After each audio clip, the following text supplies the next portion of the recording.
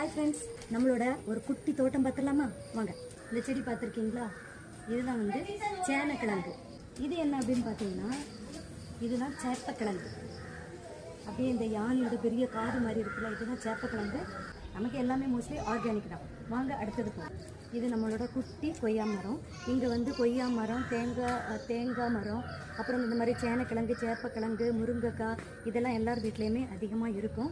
இது வந்து நம்மளோட இளநி தென்னை மரம். நார்மலாக தென்னை மரம் பார்த்திங்கன்னா பயங்கர உயரமாக இருக்கும். இந்த பக்கத்தில் இருக்குது. இது வந்து இதில் அதிகமாக நம்ம எடுக்கிறது இளநி. இது வந்து இந்த ஹைட்டுக்கு மேலே வளராது. ஸோ இப்போ வந்து இது விளைஞ்சி ரெடியாக இருக்குது. நம்ம வீடியோ முடிச்சுட்டு இதை அடிச்சு பிடிச்சிருப்போம். ஓகேவா? நெக்ஸ்ட் அடுத்தது எல்லா வீட்டிலையும் இருக்கிற இன்னொரு காமன் மரம், முருங்கை மரம். இப்போ காய் இல்லை, ஸோ இதுதான் முருங்கை மரம். அதுவும் இங்கே நிறைய இருக்குது. இதுதான் முள்ளு பாஞ்சி. நம்ம வந்து கஸ்டர்ட் ஆப்பிள் சொல்லுவோம் இல்லையா, அதே மாதிரி முள்ளு பாஞ்சி. இந்த பாஞ்சி பழம் வந்து கொஞ்சம் லைட்டாக புளிப்பு இனிப்போட கலந்து இருக்கும். வெளியில் வந்து கொஞ்சம் ஜாக் ஃப்ரூட் மாதிரி கொஞ்சம் லைட்டாக முள்ளு மாதிரி இருக்கிற மாதிரி இருக்கும். இது வந்து எதுக்கு நல்லது அப்படின்னு பார்த்தீங்கன்னா, கேன்சருக்கு ரொம்ப நல்லது. ஒரு நல்ல மருத்துவ குணம் உள்ள முள்ளு பாஞ்சி. எங்கள் ஊரில் பாஞ்சி பழம் முள்ளு பாஞ்சின்னு சொல்லுவாங்க. அதுதான் இந்த மரம். நம்மளோட காந்தாரி மிளகு ஸ்பைஸ் வந்து ஜாஸ்தியாக இருக்கும் மற்ற மிளகு விட. மற்ற சில்லிக்கு பதிலாக இதை நம்ம அரைச்சி சேர்த்துக்கலாம். கொலஸ்ட்ராலுக்கு ரொம்ப நல்லது. அதில் 2 காய்ச்சி இருக்குது பாருங்கள். காய்ச்சி அழகாக ரெட் கலரில் வந்திருக்கு. ஸோ காந்தாரி மிளகு கிடைக்குமே, ஆனால் அதை வந்து சாப்பாட்டில் பயன்படுத்துங்க. உடம்புக்கு ரொம்ப நல்லது. பைனாப்பிள் இங்கே வந்து இதுவும் நிறைய பேர் வீட்டில் இருக்கும். இந்த பைனாப்பிள் ரொம்ப இனிப்பாக ஸ்வீட்டாக இருக்கும். பைனாப்பிளுக்கு வந்து நம்ம அன்னாசி பழம்னு சொல்லுவோம். ஆனால் எங்கள் ஊரில் இதுக்கும் வேறு பேர் இருக்குது, புருத்திச்சக்கை அப்படின்னு சொல்லுவாங்க.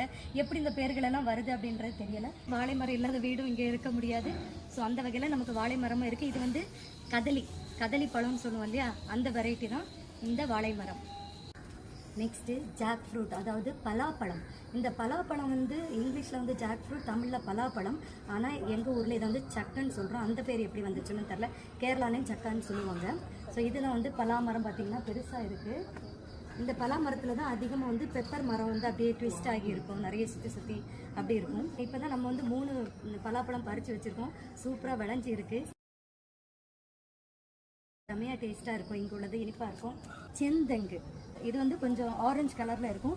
இது உடம்புக்கு ரொம்ப ரொம்ப நல்ல ஒரு இளநீர். இந்த செந்தங்கில் வர்றது இது நம்ம ஊரில் எப்போவுமே கொஞ்சம் காஸ்ட்லியாக தான் இருக்கும். நம்ம ஊரில் விளைஞ்சாலும் இது வந்து சம்மர் சீசனில் அதிகமான விலையில் இருக்கும். இது வந்து பப்பாளி மரம்.